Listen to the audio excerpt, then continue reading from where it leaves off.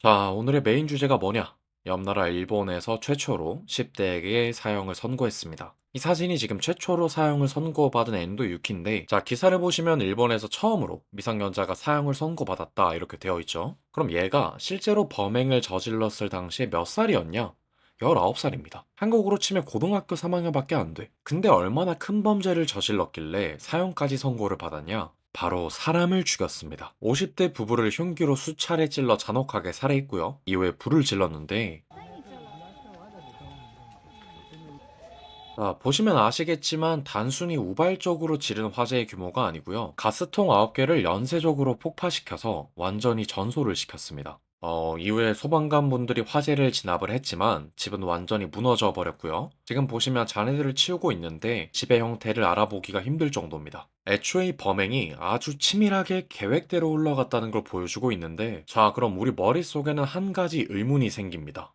도대체 왜? 이 19살밖에 안 되는 소년이 무슨 원한 관계가 있었길래 이렇게까지 잔혹하게 사람을 죽이고 불까지 지르게 됐냐? 그런 의문들이 생기는데 경찰이 취조를 시작하자 아주 충격적인 답변을 내놓게 됩니다. 바로 나의 고백을 거절해 나를 분노하게 만들었다는 답변을 하게 됩니다. 자, 범행을 저질렀던 엔도 유키는 당시 같은 반이었던 여학생 A 양을 짝사랑하고 있었어요. 그래서 라인이라고 하는 메신저로 고백을 합니다. 우리로 치면 카톡으로 고백을 한 거죠. 그런데 A 양이 엔도 유키의 고백을 거절하자 이에 앙심을 품고 범행을 계획하게 됩니다. 엔도 유키는 2021년 10월 21일 새벽에 A 양의 집에 몰래 잠입을 하고 자고 있던 A 양의 부모를 칼로 수차례 찔러 살해합니다. 그리고 이 소리를 듣고 나온 A 양의 여동생에게 흉기를 휘둘러 상해를 입힙니다. 완전 범죄를 꿈꿨던 엔도 유키는 준비해뒀던 가스통을 폭파시키면서 아까 봤던 영상처럼 집을 전부 태우게 됩니다. 정말 다행히도 A양과 여동생은 탈출에 성공을 했고 엔도 유키는 곧바로 잡혔는데 A양이랑 여동생이 정상적인 삶을 과연 살 수 있겠습니까? 자기 부모님이 칼에 찔려서 눈앞에서 죽어가는 걸 봐야 했고 평생 살던 집이 전부 불에 타버렸어요. A양이 이후에 진술서에서 했던 내용인데 그가 나갈 기회가 생긴다면 반드시 나를 죽이러 올 것이다. 그가 밖에 나오지 않게 해달라. 이렇게 이야기를 했다고 해요.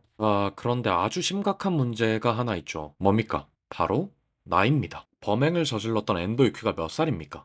당시 나이로 19살이라는 거예요. 19세면 어떤 법의 보호를 받습니까? 한국에서도 계속해서 개정 논의가 끊임없이 나오고 있는 바로 그 법, 소년법에 의해서 보호를 받습니다. 일본도 우리나라랑 마찬가지로 소년법이 있습니다. 우리나라는 어떻습니까? 10세 미만은 처벌을 받습니까? 안 받죠. 범법소년이라고 하는데 나이가 너무 어리기 때문에 범죄에 대한 판단 능력이 없다고 봅니다. 그래서 처벌을 하지 않습니다. 자, 여기는 당연하다는 생각이 좀 들죠. 실제로 너무 어리니까 뭘 알고 그랬겠습니까? 근데 우리나라 소년법 개정의 핵심은 뭡니까? 거의 매일 뉴스에 나오는 그 단어. 듣기만 해도 국민적 공분을 일으키고 분노하게 되는 바로 그 단어. 바로 촉법소년입니다. 우리나라는 10살부터 14세 미만의 청소년은 형사처벌 받습니까? 안 받죠. 단지 보호처분만 받게 되는데 우리나라는 소년법 보호처분에 따라 소년원 2년 송치가 법정 최대치입니다. 그래서 이걸 악용하고 있는 청소년 범죄들이 끊임없이 늘고 있는 상황이고 무엇보다 중범죄가 기승을 부리고 있죠. 그래서 이 나이 제한을 14세에서 13세 혹은 12세까지 낮춰야 한다고 많이들 이야기가 나오고 있고 근데 지금 우리는 이걸 봐야죠. 14세부터 19세 미만까지 형사처벌 받을 수 있다고 되어 있는데 뭐가 문제냐? 바로 이겁니다. 유엔 아동 관리협약 37조. 모든 아동은 위법적인 체포나 구금, 사형이나 종신형 등의 형벌로부터 보호받아야 한다. 이게 무슨 소리입니까?